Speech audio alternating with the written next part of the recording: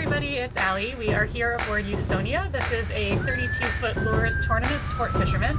I bought this boat earlier this year. I have owned, well, my parents have owned a 34-foot Luhrs for most of my life, and I didn't really learn to do any of the engine work on it. So now that I own this one, we have my dad, who is a mechanical genius, who's going to talk me through the process of winterizing this boat.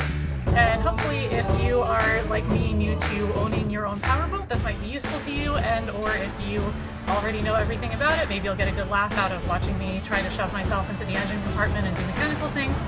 But in any case, enjoy, and we'll get this started. Okay, so the first thing that we're going to do is take off the UGG boots, because these probably don't belong in the bilge, especially not the new ones. I think I'd probably be kind of sad if there was one in there.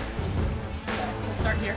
So this boat is powered by twin Marine Power 454s. This was repowered in 2012. I believe it originally had twin Crusader 454s. Well, one thing about boats this size anyway, and engine compartments, is that they're a little bit tricky to get into and out of, and so there was just a whole fiasco of me getting in here and finding a place to wedge myself and sit comfortably.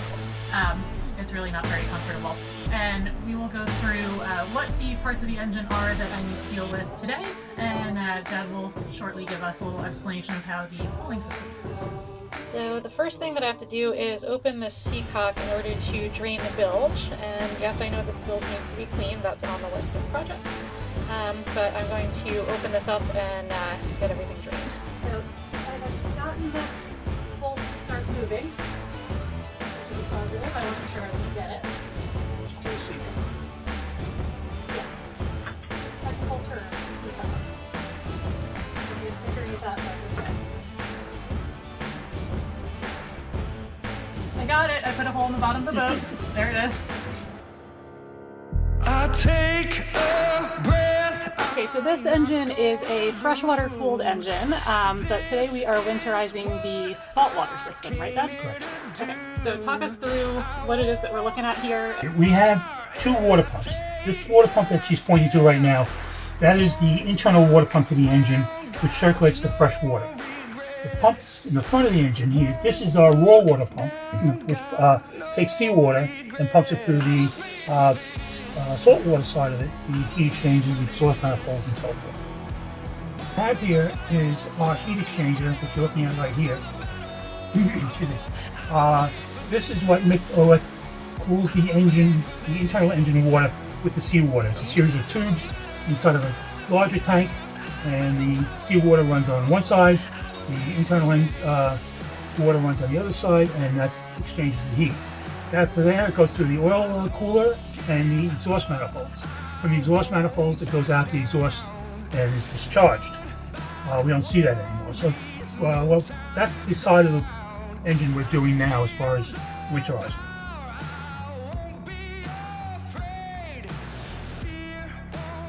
Here's that Luhrs toolbox over here. We're selecting a socket wrench at the moment, which we are going to use to undo a hose clamp.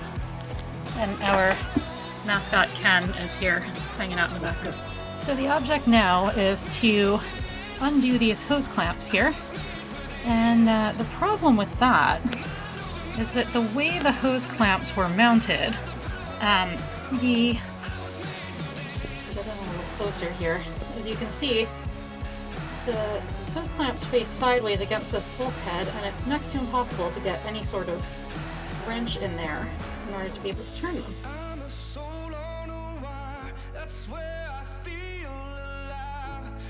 Okay, and so we have now loosened the saltwater intakes. We're going to take these off and run some antifreeze through here. Now that I have the hose clamps undone, I'm going to try to go under here and undo the hoses from the actual mounts.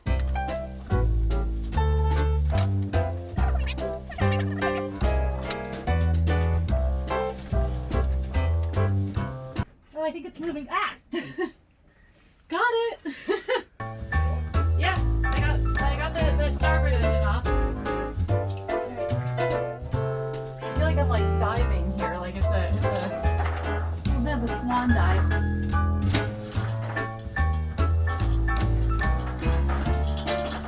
Oh, got it. Alright, they're both off. Yay!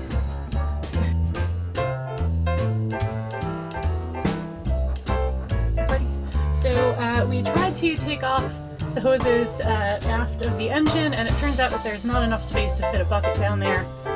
Can't move the hoses anywhere to be able to successfully pull up any fluids, and so we are now undoing the hoses that go into the heat exchangers, and we'll try to do it that way. Okay, so that was a workout. It was actually really kind of difficult to get these off. We had to kind of slide a screwdriver under the edges just to pry them up a little bit. They were a little bit sticky, but we finally got these off, and so now we're just going to add another section of hose here that will go into a bucket in order to intake the fluids that are going to go into the engine. Okay, so the setup here is that we've got the intake now into a bucket of water, which we will eventually be adding antifreeze to, yeah? Is that the way that Yes, we're going to flush first and then we'll do antifreeze. Okay, so flush first and then antifreeze. So we are going to go out here to the lower throttle station, and we will start the engine, hopefully. It's sometimes questionable. Okay, so now we are ready to winterize. What we are going to do is start by flushing the engines. We have cold, fresh water in the bucket here, going in through the intake that we have rearranged, and I'm going to be refilling the bucket as it takes fresh water through the flush. After that, we'll be adding these antifreeze bottles into the bucket, and that will be run through the system to winterize the intake system. So we are about to start the engines, and I am going to have my face very close to an engine for the first time ever. It's going to be exciting. All right, Dad, we're ready to go. You can light it up.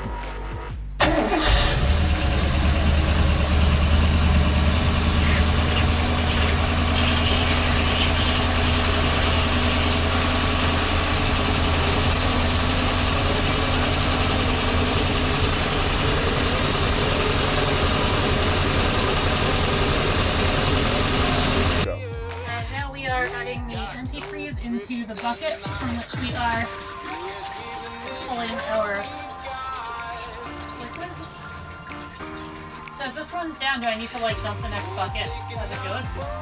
No, hopefully we'll be seeing pink before it comes out. Okay.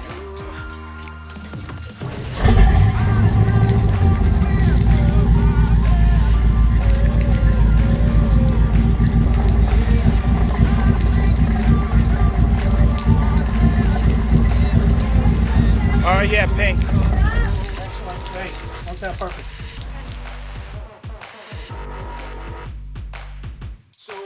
So we have run through our bucket of antifreeze on both engines. So we are done with this portion of the festivities. Last thing to do is to reconnect everything down here in the bilge. So I'm going to go take another awkward dive into the engines and put it all back together. Oh my God, let's talk about All you gon' be is to be left behind.